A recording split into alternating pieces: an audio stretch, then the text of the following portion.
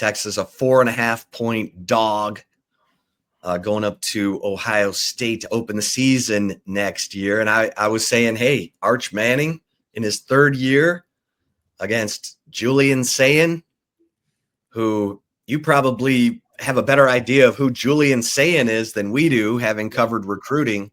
Tell us about Julian Sayin, the likely quarterback to replace Will Howard at Ohio State.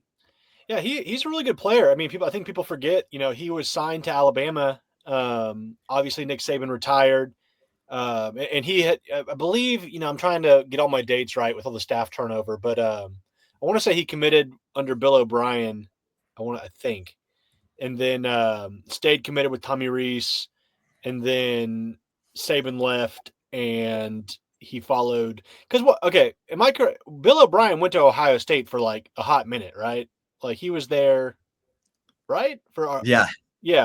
Before he went to Boston College. Yeah, so he followed him there to Ohio State, and obviously Bill O'Brien's not at Boston College, but no, he's a really talented kid. West Coast quarterback. Bama identified him pretty early. They liked him a lot. Offered him. He's a really fluid passer. Pretty good arm. So no, I think, and similar. I think Arch Manning's obviously better. But, being in the system a year or two, learning the offense, that can obviously make you a lot more, effective once you actually do take over and instead of just coming in year one and playing right away. So, I was wrong. O'Brien went from Alabama to the Patriots. Okay. Why did I think he was at Ohio Boston State? College.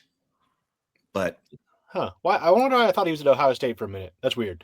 But anyway, no, Julian Sayin, talented kid. I'll be curious to see if Ohio State does look in the portal. I would imagine they want to turn it over to him. You don't bring him in and not play him, but we'll see how the spring goes for him.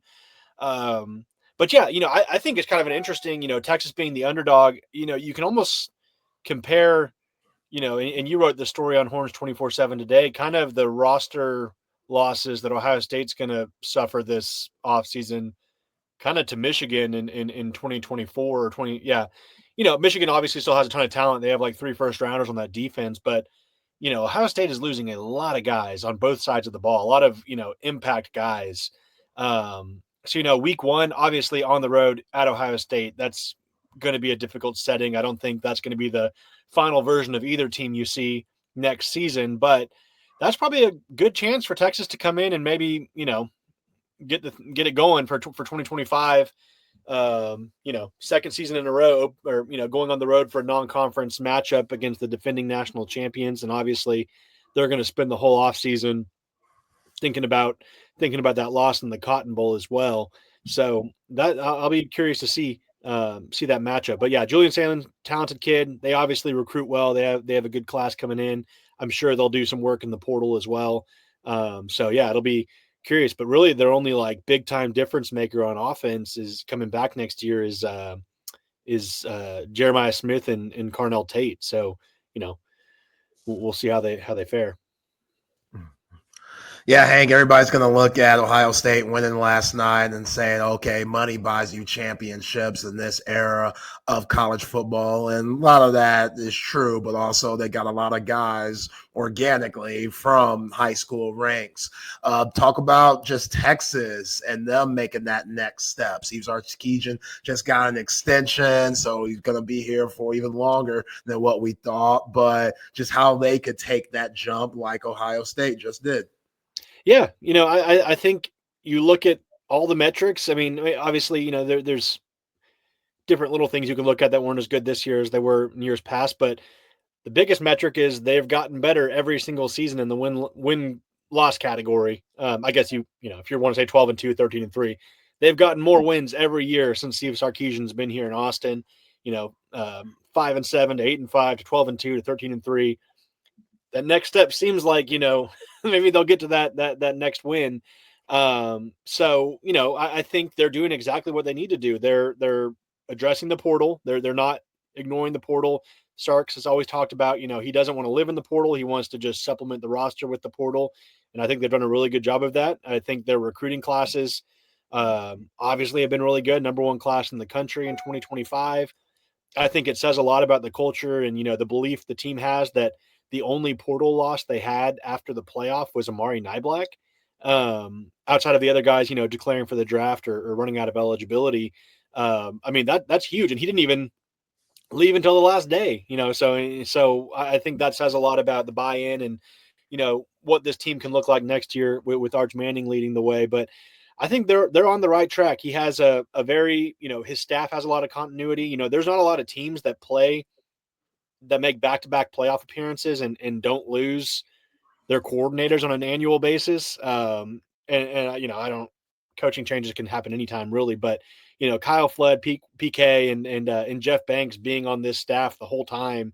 I mean, that goes, that helps, in terms of install and, everything, players know what to expect. So I think they're on the right track. They recruit really well. They're already recruiting well for 26. They just extended, or gave a new contract to Brandon Harris, the GM. And, that role is almost more important, than a lot of the other roles nowadays with you kind of have to run it as an NFL locker room now and, make sure, especially with rev share coming up and where you want to allocate resources and who you're working to retain, all that. So they've got the guys in place. They've got the roster. So, the title window is still very much open for them. Hank, you were right. So O'Brien went from Alabama to New England.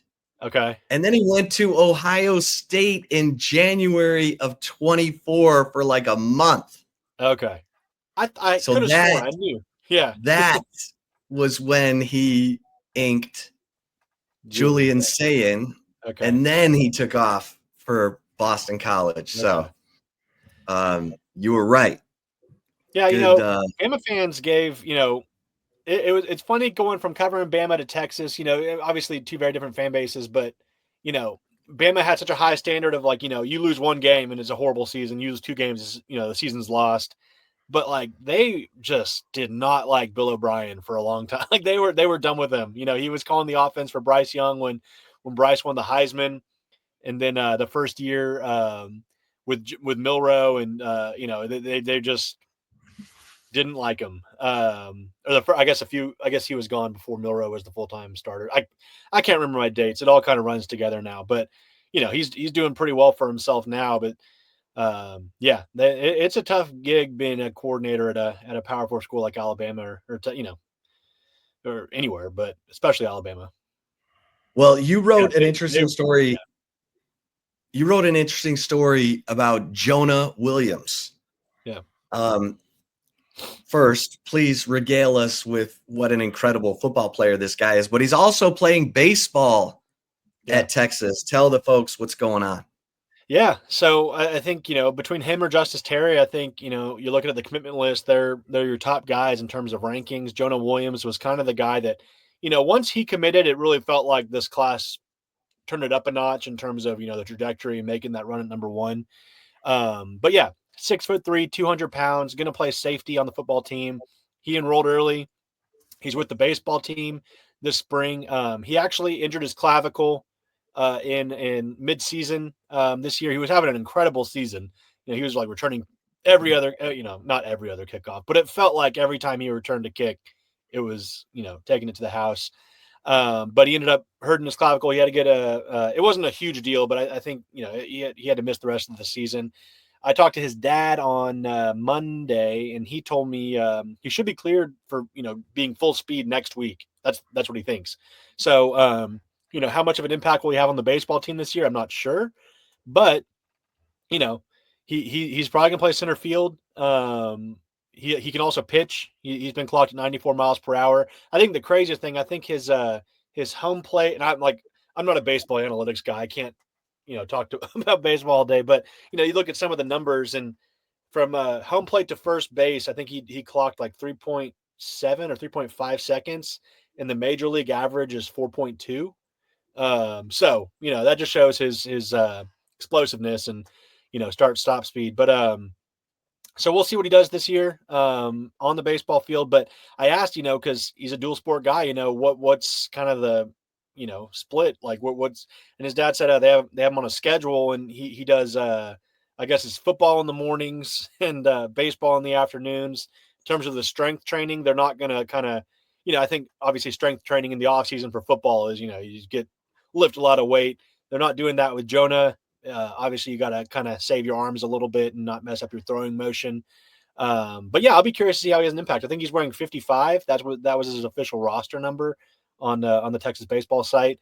They have him listed as a outfielder and left-hand pitcher. So we'll see. But I'm curious to see. It's his dad talked about how this is a really good opportunity for him to actually start focusing on and his dad was saying he's never really been able to focus on one sport, and I don't know how much that's going to change now. Being in Texas and playing baseball and football, or if he eventually decides he wants to go one direction or the other. But even with Taff and Derek Williams and Jelani McDonald, I think there's a role for him somewhere next year on the football team, depending on how the spring goes. I mean, he's too good of a player to keep off the field. So I'll be curious to see how they mix him into the rotation in 2025. And, I know Texas is really excited about him. Yeah. Hank, just obviously during your time covering Alabama, you see Amari Niblack come to Texas this past year. Now Amari Niblack back in the portal, just signed with Texas A&M, which hurts no matter what. You go to the rival school right down the road. But I know some Longhorn fans are like, yeah, don't let the door hit you in the ass on the way out. Then others like me are just kind of like, man, Amari Niblack, hell of a talent. Yeah, that might be a tough loss, especially with Nowan Davis and Gunnar Helm coming back. I know Shannon's there. You've got, different guys that can maybe step up, but Amari Niblack, he could have been a threat. And now he's off to Aggieland.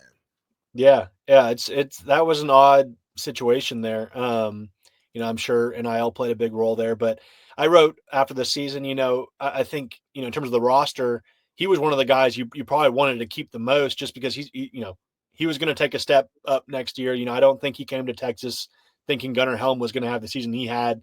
I thought he probably would. I think he thought he would probably be included more. But yeah, I think next year that was going to be a big step up in his role on the team. Obviously, Sark loves to use two tight end sets. We saw that a lot against Ohio State with Helm and Juan Davis. So yeah, I think that's a pretty big loss. Honestly, I think they were going to try to get a tight end in the portal regardless of whether he came back or not. Just you need some more depth there. You're losing two guys, and you don't really have anyone proven behind them. So I think that's probably going to be a must spot in the spring window for Texas to go get a tight end. I think Jordan Washington and Spencer Shannon are really good players. I think they're going to be good for Texas, but you just don't we're on the outside looking in. We don't know exactly what they have in them. I think they're going to be really good. I think Texas is excited about them. But you still want a little bit of depth there at that position. And I think Nick Townsend's great. You don't have him until the summer, though. He's not an early enrollee. Amari Winston, he's on campus now, more of kind of an H-back blocker type. So, I think that's going to be a spot they go. And, we'll see what I don't know exactly all the tight ends on the Ohio State Notre Dame roster, but they obviously have their 5-day window now extended with the playoff ending yesterday to make decisions on what they want to do. I don't think that's anywhere. I don't think Texas is going to look at either of those rosters for that. But the spring window will be interesting to see if they make a play there. Yeah. Hank, when we did a little roundtable over the weekend, the most important non-Arch Manning player on the Longhorns roster heading into 2025. And you said Trevor Gooseby. Go ahead and tell us why. You got to keep your franchise quarterback upright. I think in my post I included the blindside quote from Sandra Bullock talking about the first check you write is your mortgage, the second is the insurance. Thanks to Lawrence Taylor.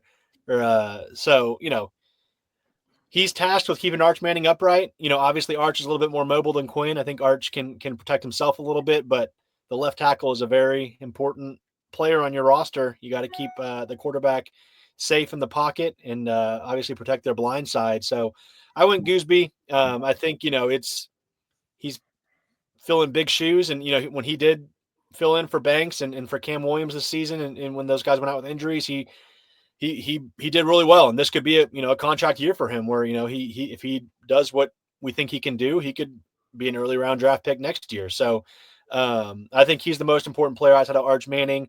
I know Eric Henry said C.J. Baxter. I think that's a good pick. We saw how impactful a strong running game can be to complement the passing game. I think you said Travis Shaw and Cole Brevard, right? Yeah, the two transfers. Yeah, with Texas losing all but really Alex January in terms of snap count, and even Alex January, how many snaps did he play? Like 94. Yeah, so you got to have experience there. I think someone asked on the board if those guys are starters next year, and I was like, I think so. I think they're probably going to be your starters. And then Jordan said Anthony Hill. Jordan did agree with me. He said he would have gone Gooseby if he didn't go Anthony Hill. And then lots of options. But I would go with Gooseby. Well, I want to ask you real quick about Brandon Baker because he's going to be a leading candidate to be the right tackle. Yeah. And what did you like about him coming out of high school? Yeah, he played in a really competitive division. Obviously, Mater Day, big time high school football in the state of California. He's a punisher. He's got a really good build and good bend. Obviously, Kyle Flood, Steve Sarkisian, they love the big humans line. That's what he is. And again, he's learning. He's a year in the system. He's not coming in straight out of high school. He's learning behind Cam. Obviously, I think Cam Williams was still kind of learning. But, he got to learn from Calvin Banks. He got to be in that offensive line room for a year. He enrolled last year early as well. So, he's almost a year and a half in the program now. So I think he'll step in. And I do think he came in at some point, right? He got a little bit of play in big situations down the stretch. I forgot what game it was, but, he got a little bit of experience. But, yeah, I think, you put him at right tackle, Gooseby opposite. And then you have, you're going to interchange the line a little bit. Nito, Cole, you have a lot of guys that have played, with Cole Hudson and DJ Campbell, but, in terms of where they're going to be, that's going to change up a little bit. But, for kind of overhauling your entire offensive line, you still have a little bit of familiarity there and guys that have been in with the program a while. Hank, what's the next step for Steve Sarkisian and this coaching staff when it comes to the transfer portal? Yeah, I think, we talked about tight end. I think that's important. I think defensive line is still somewhere they have to address. You got a really good signing class. You got these these two guys from the portal. You got Alex January. You have some other guys, but probably need another guy or two out of the portal on that defensive front. I think they're interested in taking a cornerback. I think, you're losing Jahdae Barron. You got Gilbo back. You got Manny Muhammad. You got, you got young guys, Kobe Black and Cade Phillips coming in. But, maybe that's an area that, they did it last year, with Javion Cole. Maybe that's an area they look at.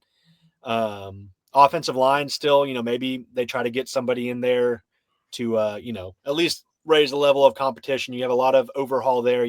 A veteran offensive lineman probably wouldn't hurt.